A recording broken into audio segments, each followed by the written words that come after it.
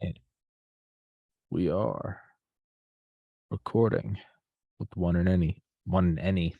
The hell does that mean? The one and only Colonel Mike Bennett. We've talked about book 7 in the Warlock series, Brine of War. We've done book 2, When Towers Fall, and now book 3, Baltic Chain. But before we get into all of this, Colonel Bennett, please introduce yourself, man. Hello, I'm Mike Bennett. Don't have to call me Colonel, please. Just Okay. Mike. All right.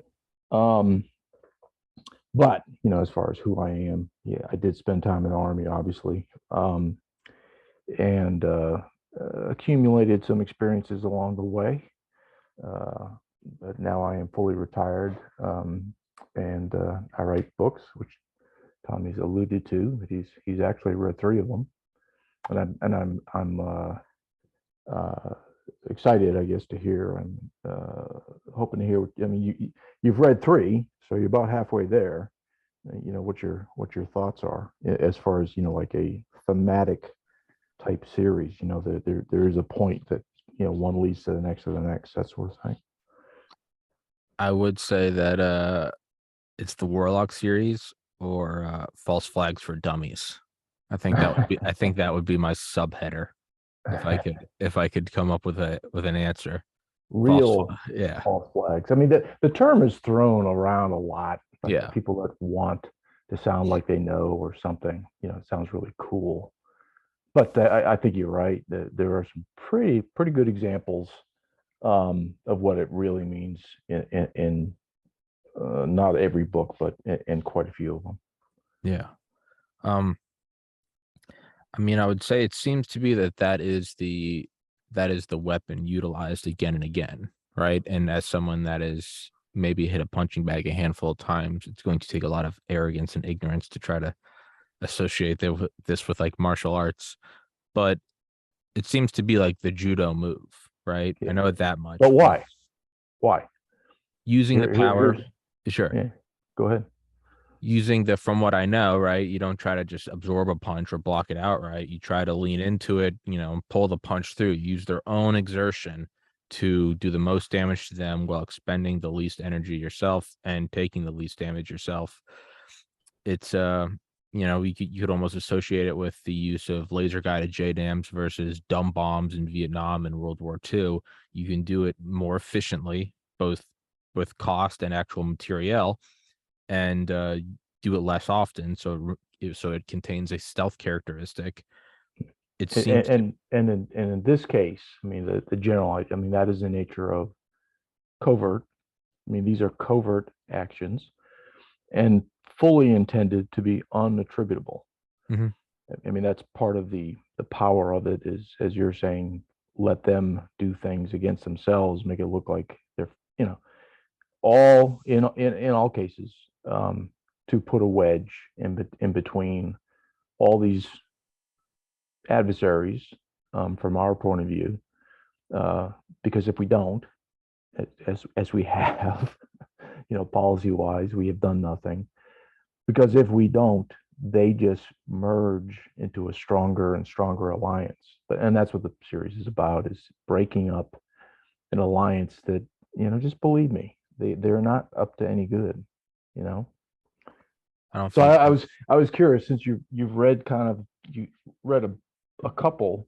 A question I would have to at this point is, who's your favorite character so far? I'd say the Warlock from book 7. I think that guy is the most Evil bastard. yeah, but I like him. Yeah. I like him. That's a guy that's for better. It's like what they say about like surgeons. They're like, surgeons are assholes and they're psychopaths. And that's exactly what you want. You want someone that they don't flinch when, a 5-year-old girl comes in with a shotgun wound to her chest. Right. You want a guy that looks at it and goes, all right, they're just maybe that guy might not be the best father or the best baseball coach, but when shit hits the fan and your pregnant wife's femur sticking out of her leg because she got T-boned, you want the guy that just sees the puzzle that needs to be put back together and doesn't get overwhelmed with, oh my god, this is somebody's. What you want, the guy that just Zero. It's just 8 years of residency and 4 years of medical school and 3 years of fellowship. You just want them looking at just doing, putting it back together.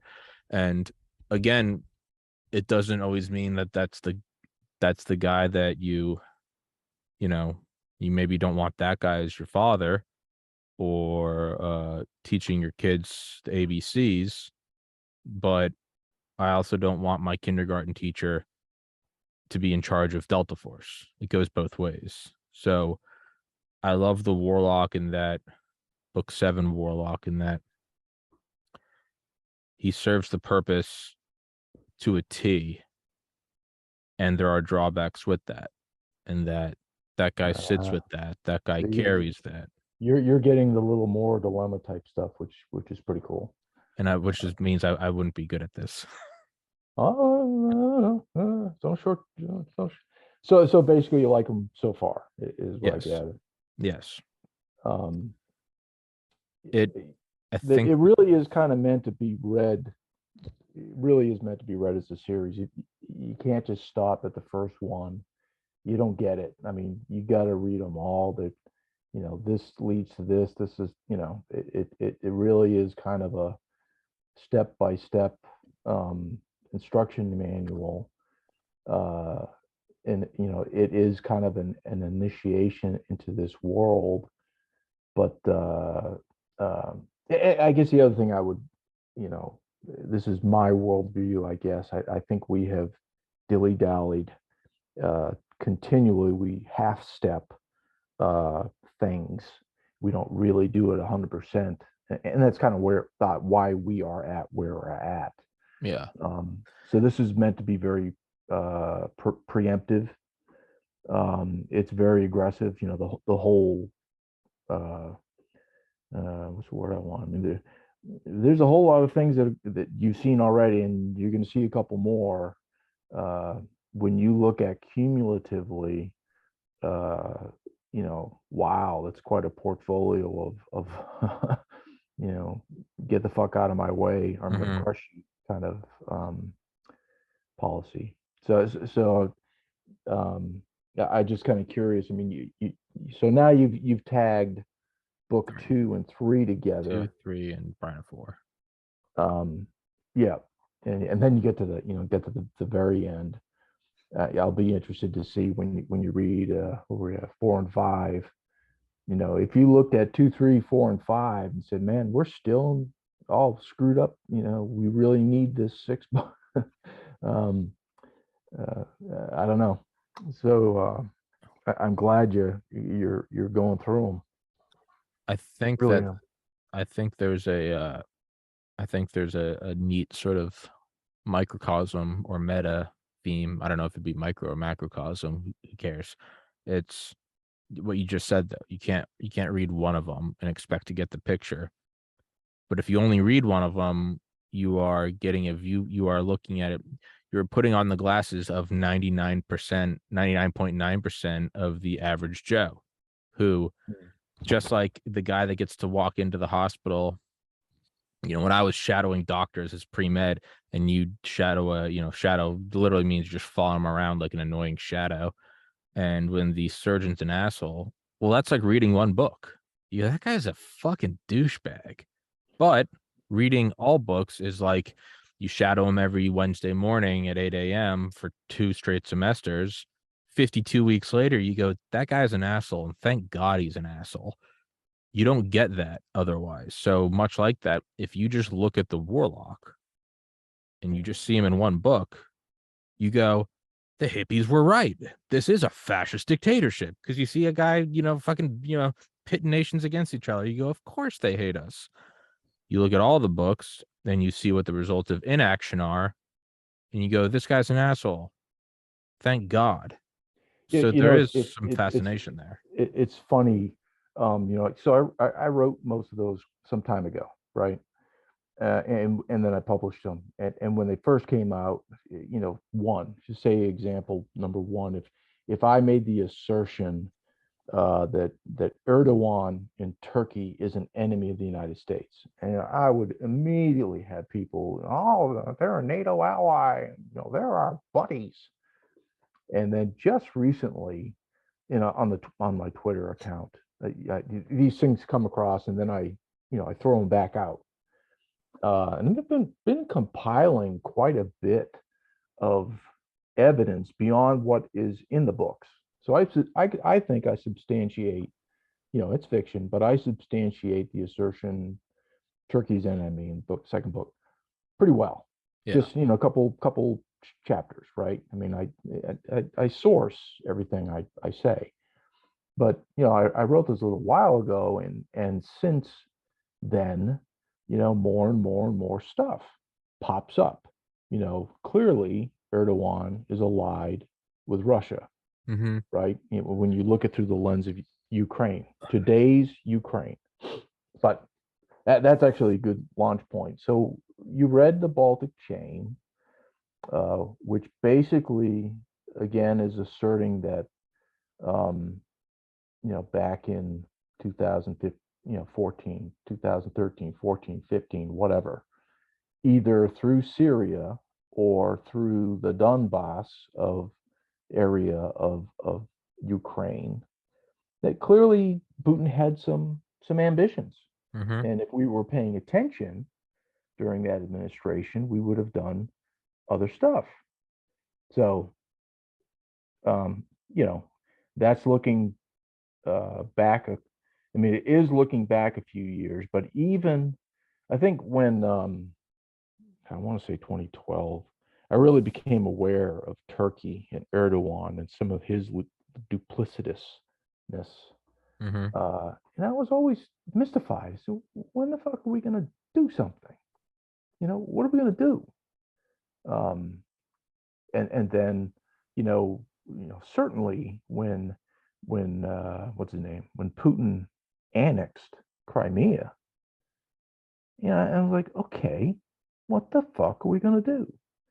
When Assad of Syria was bombing his own people with chemical weapons, and the president at the time stated very explicitly, if you cross this red line, you're going to answer, blah, blah, blah. And we did nothing. Right. Yeah. So, I mean, those kind of little things are what stuck in my craw and got me to writing, I guess.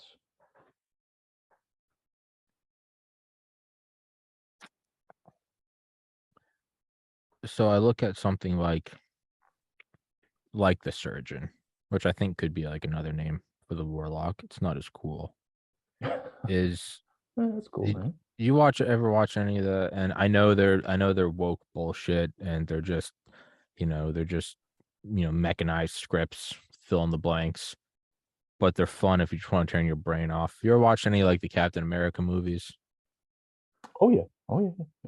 They're fun. People are like, it's not realistic. It's dude. I don't give a shit. I'm watching a green monster based fight on a a zombie. comic book, man. I'm here to rip a bong and drink a beer and watch Hulk beat the shit out of somebody with a school bus. Right. I'm not looking for detailed analysis of organic chemistry. That being said, there's one of them where the bad guy basically puts like a rocket under a town and lifts up the whole town. Mm-hmm. Right? Mm-hmm. Ultron, he's lifting up the town. For anyone that hasn't seen it, he's lifting up the whole town up into the upper atmosphere, and then he's going to turn off the rocket. It's going to fall back down. Right? The what? No. The kinetic energy is going to come back down. The bad guys. Bad guys. Yeah. And it's going to be an extinction level event. And it's brilliant because even if you break it up, the individual pieces will still have a kind of okay. And Captain America's up there. And they have to save everybody, right? Because the altitudes get higher and higher and higher, and they're all going to die from hypoxia, or they're going to die from the impact. And they're going around saving everybody. And he's, Captain America can obviously stay up there, but there's some other people that don't have superpowers, like the Black Widow, like Scarlett Johansson. She's so fucking hot, but she's up there and she's like, hey, we can only get so many people off. And Captain America's like, we're not leaving until we've got everyone off. And it's like, dude, what the fuck are you? And of course, it's a movie, so they do get everyone off. But I always like that because it's, despite it being a movie and everyone getting off, and if you're a kid, you might go, see, it all can work out. But there is sort of it does jar you from your suspension of disbelief in that it's like there are times when you can't get everyone off. And if you try to get everyone off, you're probably going to get nobody off. But you can get a good number of people off, right? You can save, there's not enough lifeboats off the Titanic, but you can save a good, I mean, how many people died on the Titanic? Like 1,200? They did save like 600. I could be wrong on that. You can get some people off, and it doesn't make you a bad person for saying, we're putting everyone on a lifeboat. Well, then they're all going to sink, and then everyone's going to die of hypothermia. Or you can save 600 of the 1,800, save 33%. That is objectively better than 0%. We're going for 100%. That's not an option. There's X number of people. There are X lifeboats. The nearest sister ship is 300 miles away.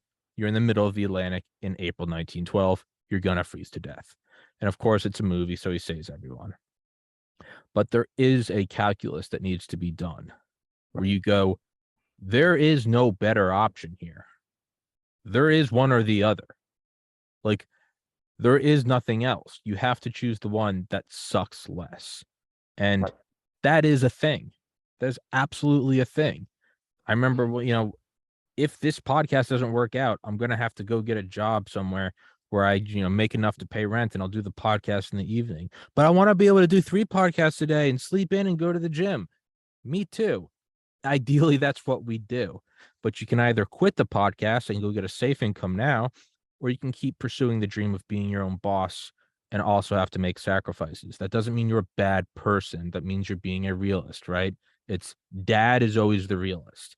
Dad's the one that allows you to have the childhood, like, well, I don't want to do this, and I don't want to, and I don't like going to Catholic school. And it's all right, well, you're gonna go to Catholic school where you maybe don't like the teachers, or you're gonna go to this shit public school. You're doing one or the other, and dad's allowed to be an asshole. So deep down, you like that dad is, because it's for the better. In that particular case, dad is dad, and you're a Dad's dad, child, and deep down and you you're going to do what appreciate, you're told. well, and not only that, but deep down you appreciate that dad can make the decisions, and it's sort of like laundering money. The buck stops with dad, and you can go, well, it wasn't my decision, dad was being mean. Deep down though, you're like, you kind of like doing what's best for you. I take it you're paralleling that with the warlock, making Dad, I was gonna say, well, all of this with the warlock, but also, my own dad, who's the hard ass. And that's his job. But that's the point, is when you're a kid, well, I don't want to do that. I don't want, and then you get older and you realize, like, my dad grew up in extreme poverty, and okay, when he was taking raises and we were moving across the country, it's not because he didn't want you to live in one place and not have friends. It's because he grew up in poverty and went to bed hungry a lot of nights, and now he had a chance to put his kids through private school. And in hindsight, you go, oh, and he took the arrows. He took your 10-year-old son's allowed to be mad at you because you're moving and you're losing all your friends. And he doesn't sit you down and tell you that you don't understand the world. He just says you're allowed to be mad. There is like that. I think the parallel to the warlock. I mean, there's definitely, there's going to be people like you that get it. There's going to be people that read it that are not going to like the whole idea, and whether they're libertarian or whatever, right? Oh my God, this guy has too much power, and that's fine. That's fine. Great. But there are gonna be some people that read this stuff and say, boy, it is kind of sad that someone thinks this stuff that this guy is doing is necessary. But they're also smart enough to look at what's going on in our own government and our own country and say, things are not really going, and it has nothing to do with president who's in charge right now. Things are not either going that well, or certainly not as going as well as they could be. And I say that because, why? Because we're the United States of fucking America. And we should be on the very top tier because we're Americans. And we typically have in the past certainly worked towards that and pulled everyone else along us in our slipstream. And generally speaking, and I make no apologies. Why? Because we are the good guys in white. We're the right people to be at that top influential layer. So I think some readers, a good majority, will assess that this warlock guy is not that extreme. He is necessary doing what he's doing because we are otherwise failing. Because otherwise we're hooked on pronouns. And 10-year-old kids twerking and sticking dollar bills in a twerker's G-string or something or other. Yeah. There's a lot of people that this sort of warlock guy will resonate as actually as a hero, even as some of the things that he may do. I won't reveal, but what he may do may be somewhat harsh, I guess. Yeah, and not only that is you don't have the benefit of looking in hindsight, right? I don't I can't now in 2022 look back and I can and go, I'm glad dad was an asshole and did it out of love, and I can see it now. Let's say Right. dad wasn't. Let's say dad capitulated to a 10-year-old and now I'm in a shit spot. I can't look back at him and now go, I wish you were tougher on me. He can't go back in time and undo it. And so that's another thing. Is like this isn't a lab study. You don't have a control group and a variable group. Like you can't run them side by side and see what happens. And not only that, the bad thing that they're doing, the unpleasant thing that they're doing is going to be more unpleasant in the future. It's like that quote, change, or there's 2 times to change, now or when you have to. I'd rather when I first got into med school and realized I was miserable, I was like, I can either be full of regret after 60 years of being a doctor, or I can tackle that beast now. And I'm glad I did in my early 20s. But there's no way of you can eat your vegetables now, or you can save them for later when you're full and you don't want to eat them. At least you're hungry now. Then what So, you can't so do. we're not delving so much into an abstraction for the listeners that haven't read the Baltic chain. Give them an example. Give them an example of. I mean, you're speaking So in we terms can, of analogy, all right. but I was doing that to not give away the story, but all right. a little bit. All right. So we can either do nothing, we can watch China grow closer and closer together, or you can do a quote unquote bad thing. You can get a bunch of sailors of a certain country pissed drunk, and then when they're out cold, you can slip in there with some Valium and OD them all. You can take their bodies, preserve them, and then use them as a functional, perfect. It's not a replica. It is a genuine body. You can bring it to a certain site, and then you can simulate a crash or an artillery strike, and their bodies are the same. And you can use the same clothes, and you can use the same delivery sea vehicle to make it look like it genuinely was these people. Well, you just killed 8 innocent men. Okay. But if you didn't, and you let these powers grow closer and closer, and we go to war with them, you're still going to end up killing 8 innocent men who get drafted in the army, plus another 8,000. Best case scenario. So there's often not a zero impact scenario. It's right? Certainly not. And the decision makers, past and present. I mean, that's the conflict. They're skewered on this conflict constantly, where they have to make a choice. So and so is going to die or not. Now these days, our decision makers are skewered on, well, if I do X, I'm going to lose some votes, which is really not quite really, that's not the example of leadership we're looking for. But it's not like I had to wrestle with a plot line, and frankly, the device that you're speaking of, using a dead body to play, so it essentially places the blame on someone else other than the United States. That's the general idea. But this was done in Vietnam. The little tiny tricks like, they would take an airplane, fly it over the border north into North Vietnam, and jump out bundles of ice under parachute, so that a U.S. made parachute would be found in North Vietnam somewhere, and get them all excited. Oh my God, the Americans have invaded. These deception tricks have been done, or something like them. So I'm not really. I mean, mine is a little bit of a twist. I guess it's somewhat original, but I again, from the tutorial point of view, for those that haven't participated in these kind of operations, um, there's kind of the instruction manual there being thrown about where that is the nature of unconventional warfare, and it's based on deception, and at the same time, it's amusing, it's entertaining. Yeah. Um, you know, So again, it's another tired one is should we or should we have not have used the atomic bomb? And people, I think, mistakenly tend to break it down into two scenarios. We use the atomic bomb on mainland Japan and prevent a U.S. mainland invasion, which would have killed untold numbers of U.S. and untold numbers of Japanese. Yeah, so it's the A bomb or that. But there's a third, much more plausible option. There would have been a mainland invasion, killing untold numbers of both, and then finally the public would have gone, "Fuck this, use it," and then we still would have used the A bomb. So now you're having A bomb plus mainland invasion. Unfortunately, it's a shit scenario. You don't have one where nothing happens.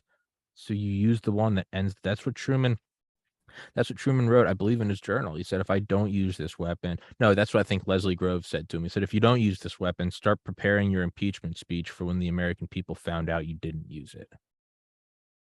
and when he did, 15 years later, whatever, there was a whole anti-war kind of movement based on how horrible that, part of being a leader is, you're damned if you do, you're damned if you don't. Yeah. And you've got to make the best decision you can. But how many people questioned his assertion that if I don't do this, and then we have to invade all the islands, based on Iwo Jima, and I don't know the numbers, but Yeah. we lost 100,000 people on just Iwo Jima alone, right? Yeah. Whatever. And then you extrapolate that further as you go towards. I mean, there was no other information. Yeah. I mean, it's not conjecture, but I mean, this is what they had, and they made some assessments based on that. And then, the calculus, as you say, came out that, we dropping the bomb on Hiroshima is, for America, the best thing to do. It will save lives. And my point is only that, there's still an entire movement where people question that and say very derogatory things to Truman, yada yada yada. But the guy made the decisions he made based on what he knew at that time, not what he found out 10 years later. At that point in time, he had to make a decision. He did. And well, first of all, my dad's dad was 18 and staging in the Philippines. Mm-hmm. He was going to be used as cannon fodder. My Mm-hmm. little brother is fucking brilliant. He had to write a paper in college, and it was like defend or oppose like the bombing of Hiroshima or whatever. And he said, he kind of used the argument how he should defend it, and he goes, but on the other hand, it would be kind of great if we didn't use it, because then my grandfather would have been ground up on the beaches and I wouldn't have to write this fucking paper. Yeah, I mean, Puts it in perspective. you can even bring it even a little closer in time. Yeah. I was asked to, we all were, as an officer, I was asked to write a paper, and if you recall, all the way back to like 2007, 2008, the thing in the media was all about torture. The United States using torture, yada yada yada, and there was, it was every movie they made a reference to it, and, whatever. We were just flummoxed with this idea that enhanced interrogation was absolutely torture, and oh, what a moral quandary. So, we were all asked, well, do you think it's justifiable? I took a particular stance that probably was not particularly popular, and I won't really get into it, but that was the thing of the day. Oh my God, this enhanced interrogation techniques. Oh my God, we're torturing people. But bring it in. I mean, it's very similar to that decision point. Um, uh, Generally the general idea was, okay, you've got oh God, I used to remember KML. Anyway, the number one planner that it was actually Pakistani that we snatched out of Pakistan. Um, Brain fart. But are we going to squeeze this guy's head? To get some information out of him? And it turns out, after the fact, after all the political expediency about the issue was wrung out. It turns out there were only 3 people in the entire however many years that they used, quote, waterboarding against. And this guy was one of them. And he did indeed give up actionable, the term of the term that was used, actionable intelligence, yada yada. That did, quote, save American lives. But it's the same thing. All this hand wringing over Truman doing what he did in Hiroshima. You're revisited with that very difficult decision. Do we, the United States, conduct these despicable acts of doing waterboarding, as an example? So I mean, I guess that's the even my books. There will be, without a doubt, people that read them and go into this moral quandary kind of musing, and oh my God, justify what you're saying here, Bennett. What's wrong with you, you crazy person? And that is valid, and everyone can do that, and that's great. But we will revisit this kind of subject every 20-30 years probably. It's just the way the world kind of works. There are very nasty people out there that don't abide by any laws, and what are you going to do? How are you going to stop them? There you have it. That's kind of one of the basis of the books. Again, I state that, in my mind, China is waging economic imperialism, and we're losing. We, the United States, are losing badly. And how are we going to reverse that? And I say that, again, just economic stuff. So you had a choice of going from one state to the next state based on your prospects, right? Your work prospects, and everyone does that sort of thing eventually. We're going to get to the point 10, 20 years from now where you're going to have to make a decision. Your prospects are in China, for work.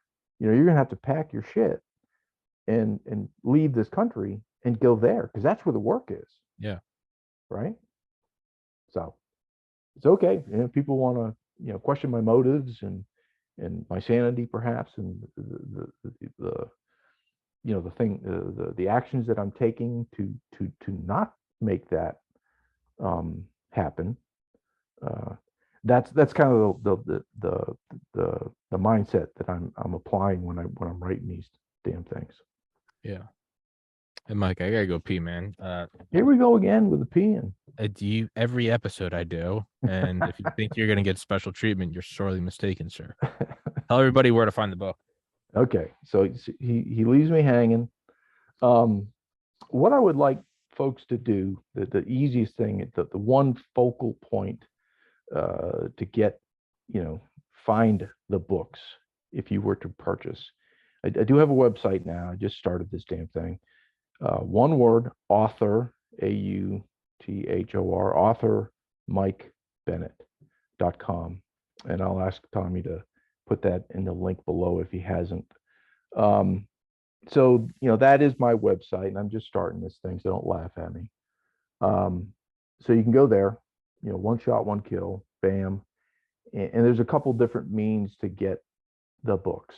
One is direct to me You get a signed book, a set of books, all 6, with a really cool Special Forces cigar. Um, and then there's a link that will take you to Kobo, which is, if you just want digital books, you can go through Kobo and get the digital books. Uh, and then the third way is through Amazon. Same thing, but you have digital Kindle, which a lot of people have for format. They've got the Kindle readers. You can get the Kindle format or the paperback books through the Amazon. But my website will bring you to all those ways, and you just walk through and the purchase process for each. And I guess the other thing, while you're there, take a look at the blogs. There's a blog portion. I'm just starting to write just general crap. I'm actually going to Whistler to ski for the winter, and I'm taking my Airstream, dragging it across country, and I'm going to be living in my Airstream, on the top of a mountain sort of thing. So while I'm there, I'll be writing probably little stories about my adventures snowboarding or cross country skiing or snowshoeing, or I am going to do a biathlon. They have if you don't know, Whistler is in Canada, and it was chosen as an Olympic site. So all that stuff that they built for the Olympics, like the biathlon range, is still there. Mm-hmm. And then you as a civilian, you can go, pay money, of course, right? And go do a biathlon thing. So I'll be doing that. I'll probably write, take pictures, write my adventures, and all that will be on the blog stuff. I told everyone, if you don't have the link in the bottom of the the link where you find links, put author MikeBennett.com. That's my website. That way people can get to the books and then get to the blog type stuff. And I also put your reviews there. I don't know if you've seen it. I take I take the code from Rumble and I paste it into the page, and it does magic stuff, whatever, blah blah blah. So your I'm calling these book reviews. They're a little more expansive than that, I guess. But these are really these are those really long reviews. They're like 9 paragraphs. They don't want to read them all. That's what these episodes are. They're 1.5 to 2 hour long, expansive, meandering. Cool, because we talk about the books relate to real world Yeah. stuff. I also can't stay on topic. When podcast guests ask me that, can we stick to one topic? I'm like, dude, let's just not do the podcast, because that is ripping my soul out to say that we can't jump all around. To me, that is pulling the spark out of it. That is dousing water on a fire. Well, in this particular case, you and I are both kind of meandering on just things that surround us or observations. In this particular case, most of the time they relate to topics in the book, or the topicality of the book, of that episode. And all I was really trying to at some point extract from you is, did you like the book? Of course I did. Special Activities Division, waived unacknowledged special access programs. The hell's not to love? Well, you'd be surprised. Some people don't like that stuff. They I don't know. They want warm, fluffy bunny rabbits, and my books clearly are espionage kind of oriented stuff. So hopefully listeners will say, hey, that's my cup of tea. I'm going to go to that guy's website. You have to wonder, is there a scenario where a covert action could have prevented the Russian invasion of Ukraine, or the Chinese, release of COVID-19? And let's just hypothetically say there's something where, say, a covert false flag that resulted in 100 dead people in Wuhan, but it prevented COVID-19. Before COVID-19, you'd say that's abhorrent, and it is. It's 100 innocent people. But now let's fast forward 2.5, 3 years. There's 5 million people dead globally. It's wrecked the economy. There's existing and mounting vaccine injury side effects. Was it more evil to not do something?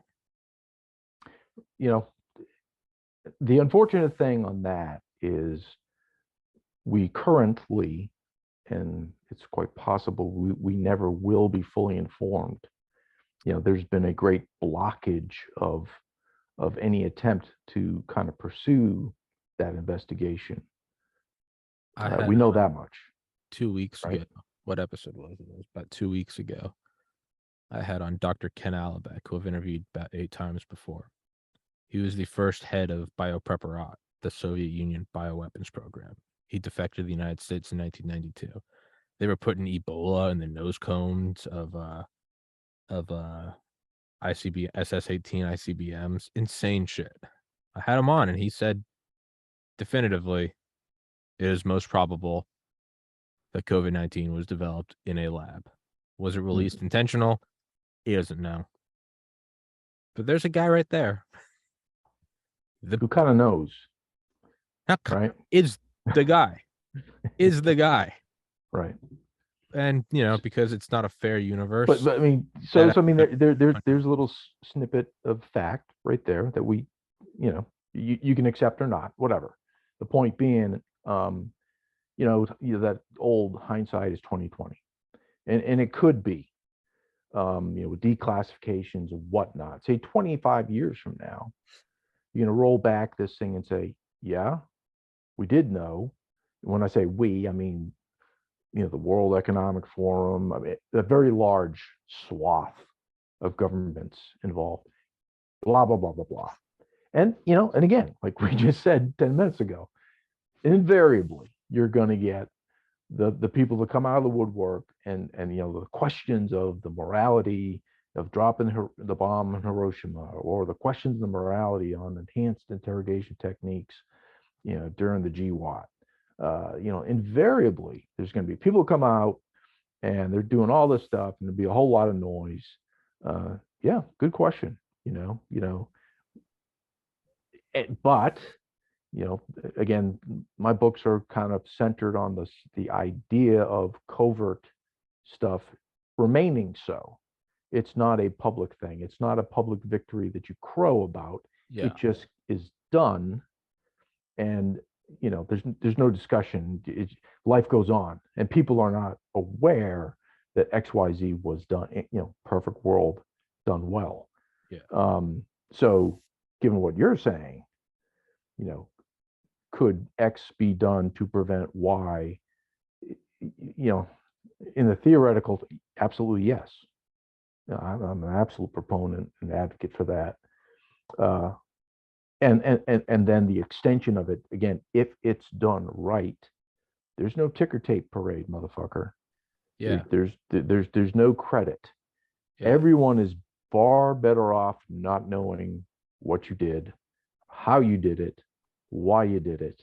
Just move along. Yeah. Perfect world. Yeah. It's never declassified. That's a different level. I mean, truly, like, Born Black, as Annie Jacobson, the author, says, a Born Black operation. It's never declassified. It's not. We're just not very good at that. Yeah. Right? Well, I mean, those are hard to do. So. Yeah. I mean, which then makes you start to wonder, was COVID-19, was that the covert operation? Did 5 million deaths prevent 5 billion? Was there some meaning behind that? This is the sort of thing that, again, I'm questioning, not your statistics, but say 5 million. Whatever it is. We are attributing 5 million deaths to, sure, 500,000, 50,000, whatever it is, whatever the number. And in 1 year, at least 1 year. Yeah. Flu, a notorious killer. Yeah, disappeared. Notorious yearly killer. Kind of disappeared. So I mean, this is one of these conspiracy things that's just going to go on for a very, very long time. You're preaching to the choir. This is why I got banned on YouTube. You're preaching to the choir. I get it. I'm taking their numbers. They're saying 5 million, so I'll call it 5 million. It's a placeholder. whatever it is.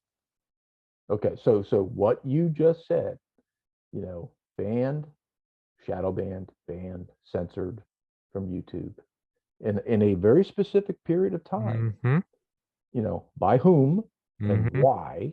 Mm-hmm. Again, these things are we as Americans should be very, Yeah. very concerned about. Yeah. This is not, the freedom of speech is an example that we believe we were taught. Um, telling you, we're on thin ice. We really are, and I really hope folks become very aware, and help do something. Again, move move that ball forward. It's Unlike the Patriots yesterday, right? They weren't really good at moving the ball forward at I times. didn't watch shit. Did they get their asses kicked? Well, they didn't really. They lost. They had opportunities that you Did, know, did they UGA screwed. win? Did Georgia win? I don't pay attention. I went to the University of Georgia. Yeah. I'm so oblivious. I didn't know they were in the championship. I was literally about 10 feet that way. I was on the toilet, just scrolling through like Instagram, whenever it was, January, February.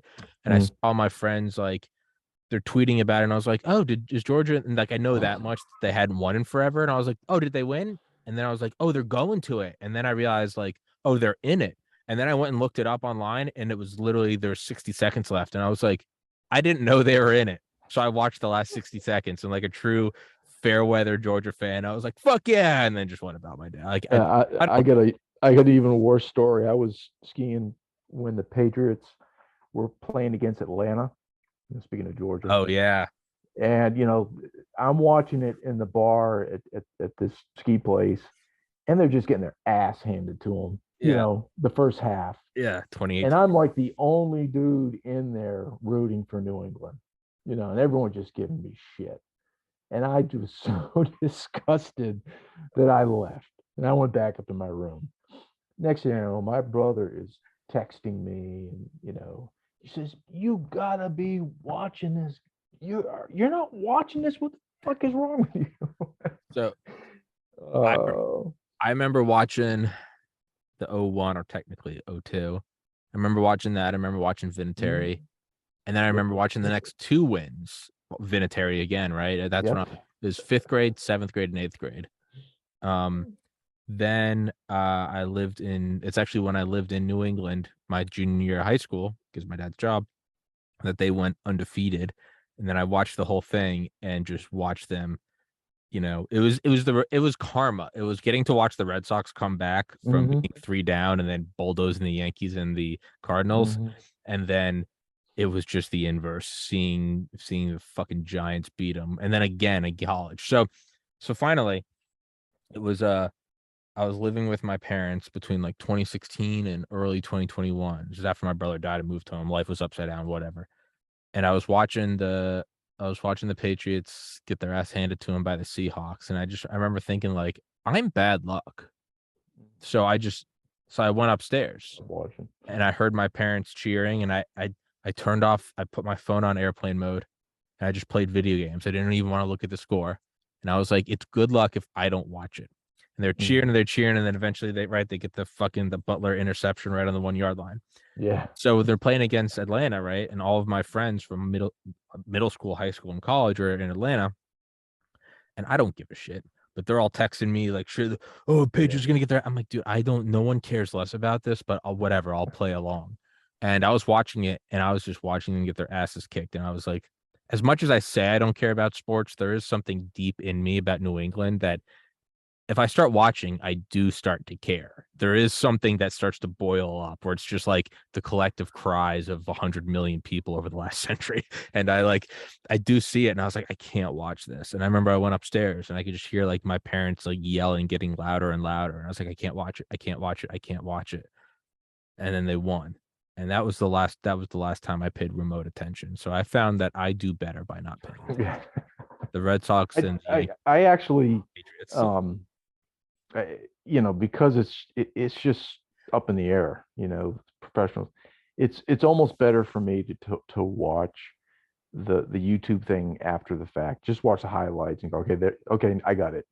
Drama, yep, blah blah blah. I like to know. I like to know the score after. Yeah, that's I like to cool. watch it without having a heart attack. Right. If that was different. Yeah. It was weird though with the Red Sox. I do remember staying up and like watching Game 4 and Game 5. My dad was at Game 4 with my older brother when Ortiz hit the walk off. Mm-hmm. But for Mm-hmm. everybody listening who doesn't give a shit, we'll pivot back to false flags. Don't worry. Um, so Yeah, there's no analogy here between. there's nothing. People are like, We're where's just talking about. people are like, where's Uh, the gem? How are they gonna wrap this up in a bow? It's not coming, folks. You got duped. You got psyoped. There's nothing here. sorry, Yeah. And while but you're the short story is people from New England are fairly passionate about the Sox, some would say and unhinged. yeah, that probably Some would go say to a game. so yeah. Um, I've gone to Fenway once. I was 13, I think, and I saw the Red Sox beat the Yankees oh, I think 19-1. that's what I'm It talking was about. great. It was great. There's an in the park home run. It was great. It was fantastic. Yeah, I mean, you can literally. Sorry if you're from New York and you're a fan of New York anything, you probably won't buy my books just to spite me, because New Englanders take great revel in beating particularly the Yankees. Maybe not like the New York Rangers, yeah, it's a any little. not really any other teams, but the Yankees, man, that you talk about rivalries You, between. you ever you ever have that friend ever had that friend in like college or something where it was like it didn't matter if you went to a frat party, a dorm party, a bar party, a redneck party, you always had one friend who would end up getting into a fight. And that person would be like, man, dude, everyone's assholes. And by the end of the semester, it's like everywhere we go with you, we get into a fight. You got to start wondering, like, when the huge rivalries, it's like, it's like New England Giants, Red Sox Yankees, Yeah. Bruins Maple Leafs, Celtics LA. Maybe we're the problem. Well, We're the yeah. I that mean, huge if rivalries you are. just the way, as an example, not a Lakers thing per se, but when Kyrie Irving came back from Brooklyn Nets to play in Boston in the Garden, I mean, they treated him so badly. Yeah. Um, yeah, it is. I mean, the Boston fans are insane. There's really no doubt about that. You know No what? doubt. Maybe much like a Hail Mary, maybe we could save this. You take that same passion, maybe that's where you see the justification for a warlock. I don't know. You see someone that That's as good a transition as this we're gonna get. this is good Yeah, as we're gonna. Hey, I'm yeah, normally kind of good at those. I'll take it. yeah. That was the That's B cool. that was a B team. I'll give you a different thing. Sure. Talking about my website, and I just started this thing. Um, uh, Although no longer, but I did grow up a significant part of my life in Maine, and I'm very passionate about the state of Maine in kind of uh, in my own mind, okay? Because what's going on in the state of Maine, say on the political spectrum, is not really in my world. I kind of push that to the side, so I just focus on the really nice things. And every, not every, but quite a few of the books you will find I write about a character that comes from Maine, or a specific thing that happens in Maine, and I write it with I'll say it, some fucking eloquence, you know, because I can. But I do write it with some passion, because I am quite passionate about the good things of the state of Maine, and I try to capture that in some of the writing itself, the prose uh, in the books. Um, so I am very passionate about many of the things that I write about it. And again, it should be apparent eventually when you get through the series that I'm not quite satisfied with the position the United States is in the world, And I believe that is because we are not taking ourselves very seriously, and we're pursuing matters that are just uh, completely inconsequential, pronouns, that sort of thing. Uh, yeah, and I'm very passionate that I would like to see us get back to where we were, so that I could look at the next couple generations with some assurance that they will be as prosperous as perhaps I have been in my lifetime. And that's the sort of thing we want to pass down to the next generation. And that comes from education. So maybe I will be educating some people that read my books. Uh, you have to think kind of abstractly when you're reading them. I mean, they're very linear in some regards, but I do encourage people to kind of think of like outside. Where am I going with all this crap? So there is some passion there, and I've been writing about my latest blog on the website I mentioned earlier, is about Maine, and it also ties into a character. Pretty sure, yeah, you read them. The second book so the two books you've read in sequence, Brigadier General Ron Clark. I regale you the story on this little blog. The short story is there was two officers that I knew, both in special mission units. One was Delta, and one gentleman is from Maine. I won't say his first name, but his last name is Russell. And then the other character, uh, uh, uh, he went to the Citadel, whatever. And I clumped those two guys' names together, and I came up with Ron Clark, right? Um, so I kind of write about that. I write about Maine, and how that influenced me in approaching these books. So, I think it's important that if you go into an endeavor like writing books, or you write a series, there's some passion, and it's the passion really is looking forward to the following generations. To what are we going to do? We got to do something now. And oh, by the way, things are so goddamn bad now that we have to do something drastic. And as you can see in the plots, the things that the warlock is doing are pretty drastic, a lot of risk if we ever get caught, right? And of course, it's fiction, so we don't get caught, but that's beside the point. I think I'm clever enough in the formulation of these things that it is certainly possible that we would not get caught, because there's so much thought that goes into the Yeah. cover and yada yada yada. But it is about passion. It is about what's happening now. What are we going to do about it so that the next generations can move ahead, in a better fashion than we are. So you go into it more explicitly.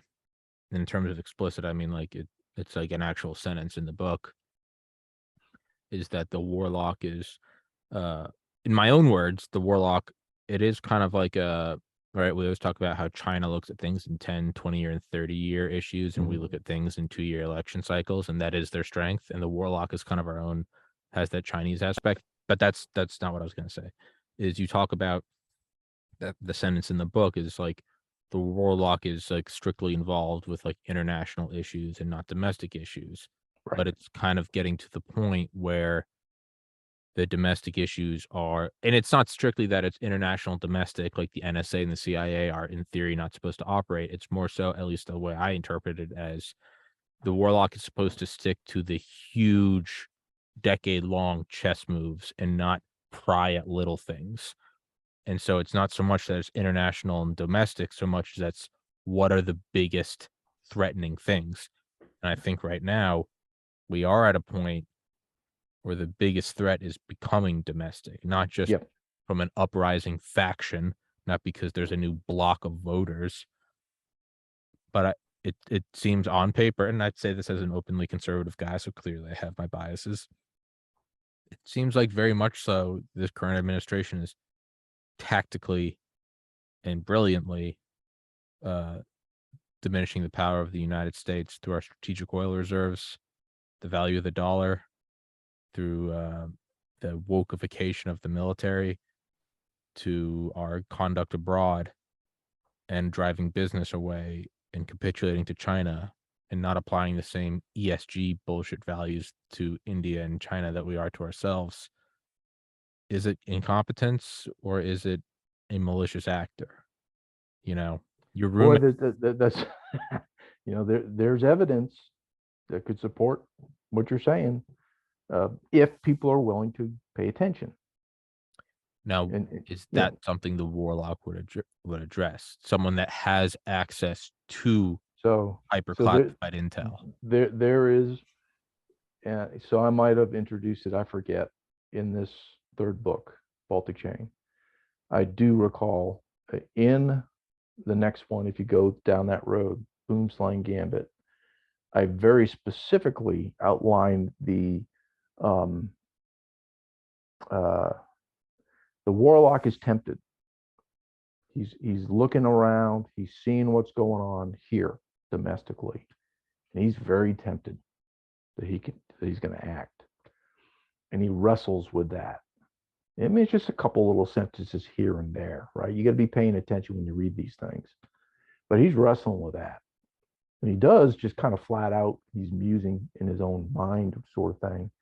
Understand the relationship between what happens domestically, you know, in the United States as it relates to government doing stuff, and what happens foreign, or foreign, outside of the United States. It's fucking interrelated. It's very interrelated. So Yeah.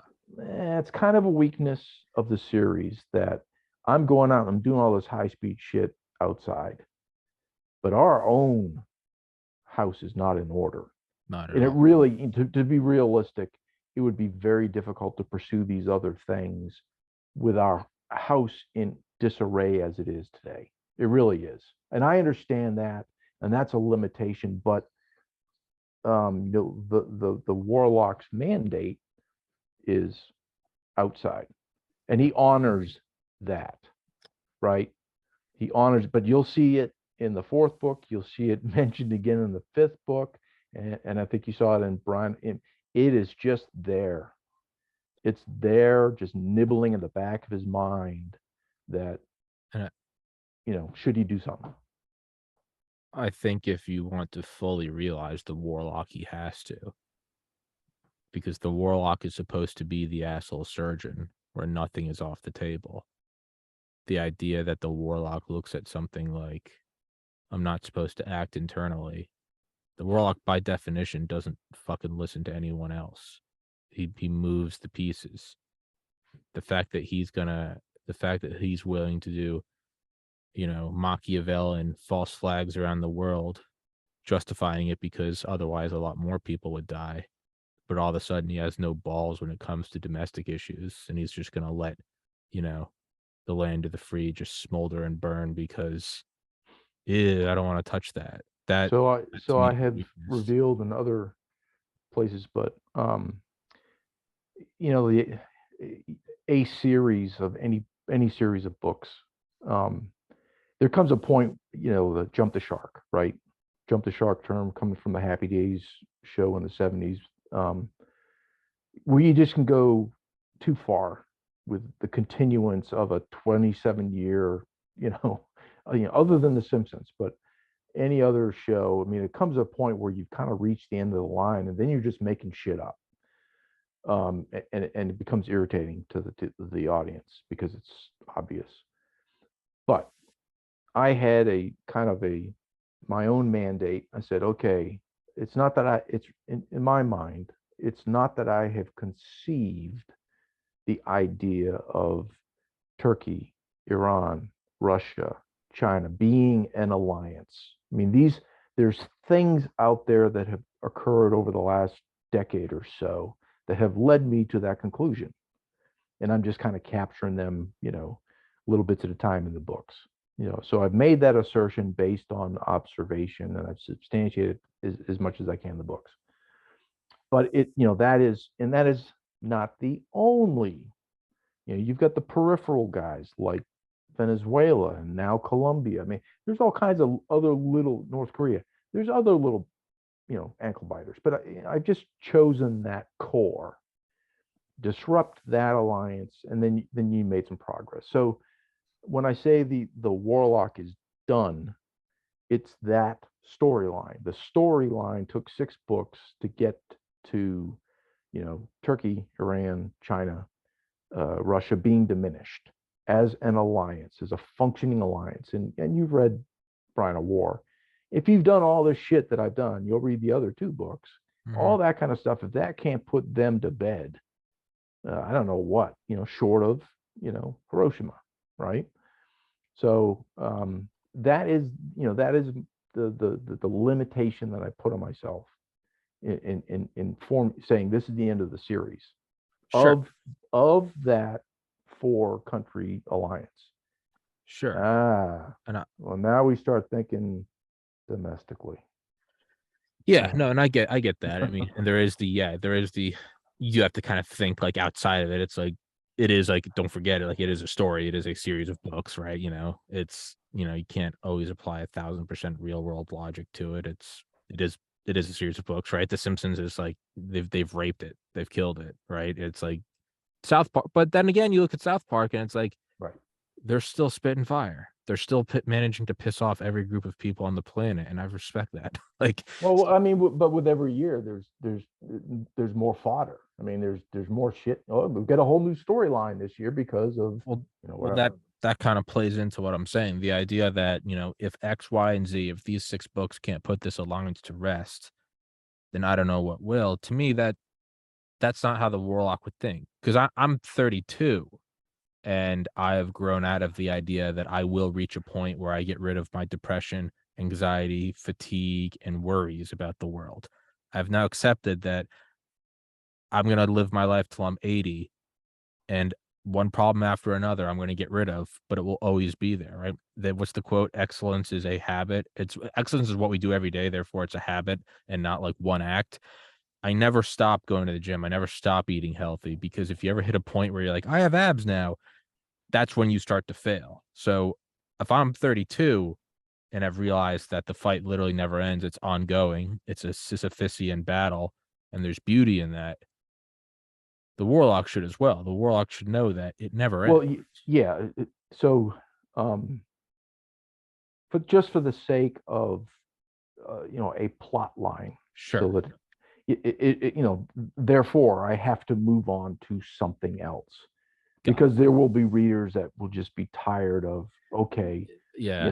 that villain, all this crap you didn't change, so Yeah. now you have to kind of, okay, so now what are you going to do? And it's just to keep a story fresh, Yeah. more than anything. It's Fast and Furious 9. Like, what are they possibly doing aside from drag racing and stealing cars?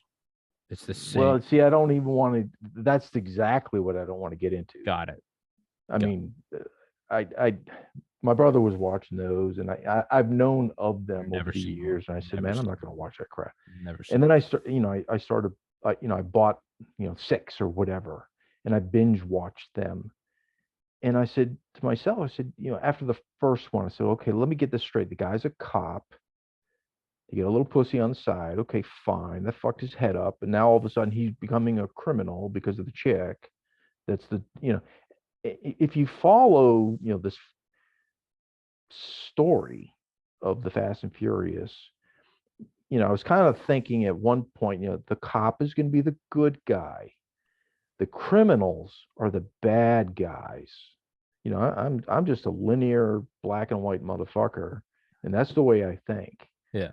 And next thing you know, somehow they're lauded as a storyline of family is the most important.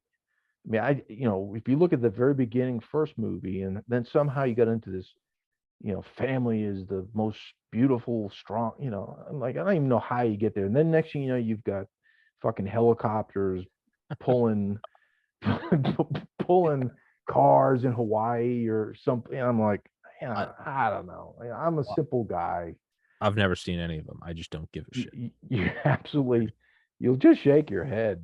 And these are the most successful, uh, cinematic releases. Maybe the warlock looked at Fast and Furious and said, "These are the most successful things. This is what the people want." Maybe he just Yeah, went, "Oh, the right, country's shot." right. Maybe he just goes, "Fuck it. I'm going to coordinate an attack on New I York." would I would like to think that mine are far more realistic, in Yeah. in their ambition, uh, No, I'm just being than something like that. I'm just being I hope. So if anyone out there is still listening to us, because we do go on along, we hit these tangents. Um, yeah, check these books out. Go out there and buy them. You can Yeah. go through my website. You can buy them in Kobo if you don't like Jeff Bezos. You can buy them through Amazon if you already have an account. And the other thing with Amazon, yes, you can get a paperback. Kobo is only a digital type thing. Um, but obviously there's a zillion people that have Kindle, so you can get it there too. But they're fun. But I'm hoping, especially if you've listened to us for like 2 hours on these podcasts, You could and we read the talk book. all kinds of different shit. You could read the book. Um, Yeah. you know, but you probably would like the books, I think. I think the final move for the warlock, it does have to be domestic. It has to be like the holiest of holies. It has to That, be the thing that like he would never like that is at least in my mind, who knows, maybe in my mind I have deviated from what the warlock was meant to be, but the warlock does the thing that no one else wants to do, but that right. everyone knows needs to be done. I Right. think the So, war I mean, you get it. I mean, so that's why he's kind of struggling with this. His mandate, which was given to him through Ronald Reagan, Mhm. back in the 80s, right, is a very specific scope. He has a very specific scope, and he's the ones that has preceded him have adhered to that. So I said last time, the next one, I go back in time, and I start hitting things in the 80s and 90s, because this stuff that you've been reading is really your 2000 going forward, Mhm. right? So it's the post 9/11 stuff. Um, with that said, like Brian Warren in particular, we've gotten past the GWAT, we've gotten past the 9/11 stuff, and now we're starting to deal with what the real thing is, and it's China, right? So I mean, we've gotten away from the scripted, you know, every veteran out there is writing about war stories in Iraq, et cetera. So you've already kind of got that devolution from that, but the current warlock as we know him is wrestling with this domestic thing, and I have a charter as mandated by President Reagan, yada yada yada. But what happened in book 6? The administration betrays the warlock.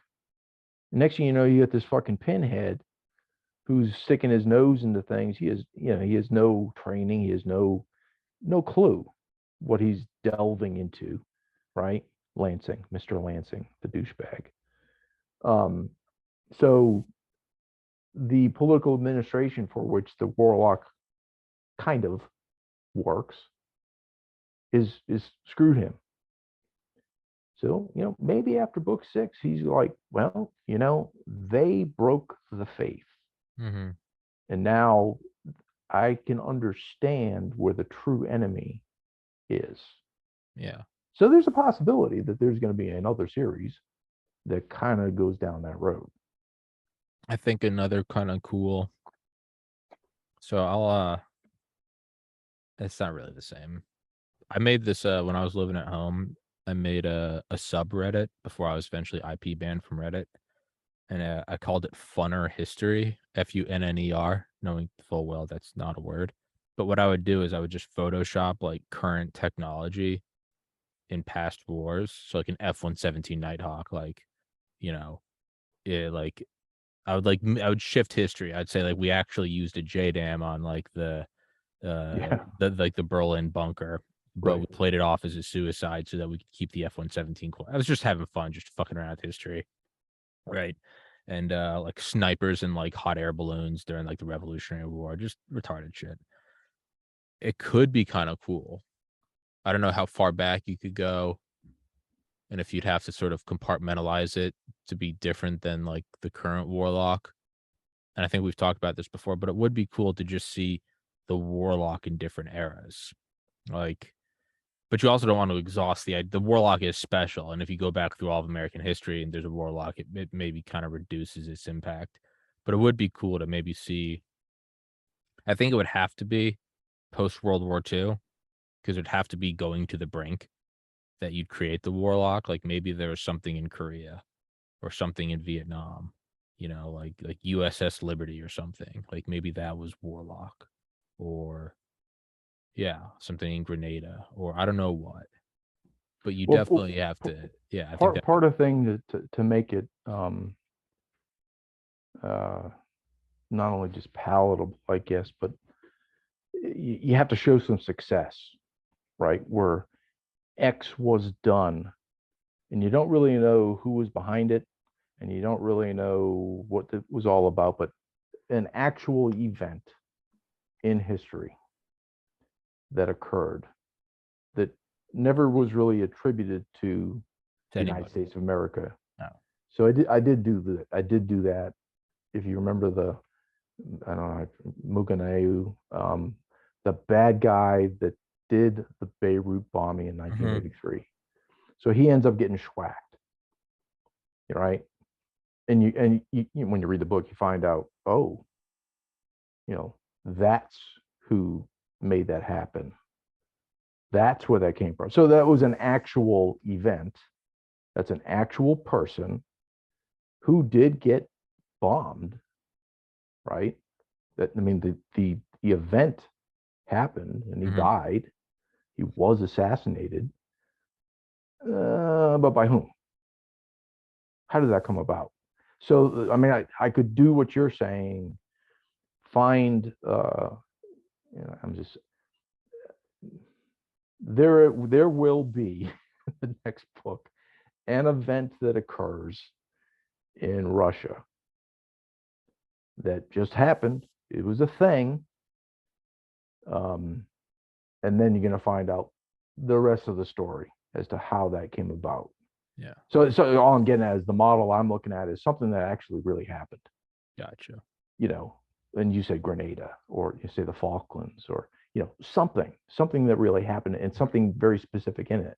Yeah. That there's not a this is it's kind of fuzzy. There's some, you could say that the guy I assassinated. Well, was that the Israelis? Well, yeah, Yeah.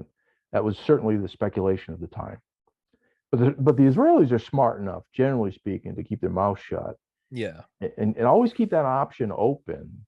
Whereas we're stupid and we'll say, yeah, we're drone striking the piss out of people along the Pakistan Afghan border.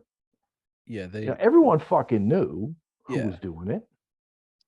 But then you have a dumbass in that administration that says, "Hey, I got a great idea. Let's take credit for that." Right? and thus endeth the lesson for this is how not to do covert war. Yeah. I'm sorry I've been itching my back. I've got a mosquito bite between my shoulder blades. So I look like an idiot trying to put my arm behind my back. Um, I don't know. This would be a real exercise of your writing skills and I guess mental stretching. Gymnastics. Yeah, gymnastics. Yeah. Somehow to justify like the 2020 election. Somehow, like in my opinion, it was stolen. The counting stopped in the middle of the night. Just my opinion. I have no evidence. So if anybody's frothing at the mouth, whatever. It's just my opinion. Something absurd that would have actually been the Warlock and somehow it turns out for the better. But that would be kind of hard because I think in your heart of hearts, like me, you believe not everything is rosy at home. So to write about the warlock causing this would have to actually be some weird sort of mental gymnastics to say why woke government is good, and I don't think it is. So maybe that's a bad idea, actually. Yeah, I don't know. Well, I'm I put up the idea and shot it down in one breath. but I mean, a writer will do that. You'll go through ideas and whatever, and war game is what they call it in the military. You war game things, and then you discard them. After you really kind of look at it, you say, You "Well, that block didn't it make any out sense," and you go, "Oh, wait, and what are we throw doing?" that away. But that's a good process. People literally do that. They do Yeah. absolutely. Oh, so uh, interesting to know where you if you picked up. You did read the second book. Um, so the When Towers Fall. You get into this, and you're kind of introduced to the character called Obelisk, right? And he's a software engineer, NSA software engineer, and he's and turns out to be a really smart guy. Blah blah blah, whatever. But in his early, when you're introduced to him, it turns out while he was working at NSA, um, he was involved in a project, and blah blah blah. He even made it simple for someone else to follow with a block diagram. And there's a picture of this software system description sort of thing. Blah blah blah blah blah. And then he says, this really was child's play. He had already done this on what the world knew already as Stuxnet. Mhm. He was brighter than most, and he knew it. No matter. On to the next project. This sounds interesting. Cracking the Dominion ES&S DS200 voting machine. So, kind of hoping that some people kind of pick up on that. Say, what is this Dominion voting machine he's talking about? And it kind of puts him in a bad light, if you will. But the guy's just a dude, and he was tasked by someone in NSA to do this software to hack into a Dominion voting machine. I take that for what you will. I've openly said it before, and I will defend it again. I genuinely hope there is a warlock who will take the gloves off. It's You don't have to like America. It has many flaws. It has many sins. No, you do. I No, mean, no, to, I'm to just I'm, really to justify this guy. no, no, no. What I'm saying is, anyone listening, Yeah. this is my pitch: is you don't have to like it. The fact that you live here and you haven't fled to some other country is proof it is the best place in the world, and for all of its flaws, it deserves to be defended. There is nowhere else to run, and you may not like what has to be done to defend it, but the alternative is the world being run by Russia or China or Iran, and those are far worse. It doesn't mean that Captain America, we're going to get everybody off. It doesn't mean that's the rosy option. It means it's the rosier option by a long shot. I do hope there's a warlock. I do hope there is someone with the balls. And I've said it before, what's kind of badass about the warlock is I don't think the warlock would ask. I don't think the warlock asks. Oh, there is none. Yeah, That's the that is. whole thing, is that he goes on his own course. He charts his and what gives him the guiding light? What's his North Star? What is his guiding? It is, I'm going to do what's right. And as you had just said, because he has faith that the United States still is the best option. And you do have 7 billion lives in the balance. I think what would be cool, and then we got to wrap it up. I have two Yeah. guests waiting in the waiting room. I was going to say the warlock wouldn't ask permission, but in a way, there is some in that it was given a mandate by Reagan. Another fascinating origin would be sort of the warlock created itself. There's just someone that didn't wait for someone to give it the mandate. That Well, just I've already written it in well, stone. yeah, yeah, yeah. No, no, It it's does just have an origin. yeah, So I no, mean, no. I I was just stuck saying with as that. a. I was just saying that. Well, then maybe you could do a hybrid. It would be the warlock mandating himself to be able to work domestically. Seems like that'd be a Well, warlocky. yeah, that's what I'm getting at. I mean, we've gone down this other course, and Yeah. now all of a sudden you're like, you know, Yeah. if you can believe that what he did, say specifically in Brian of War, or what he did in the Baltic chain is acceptable. That is permissible, and it was necessary.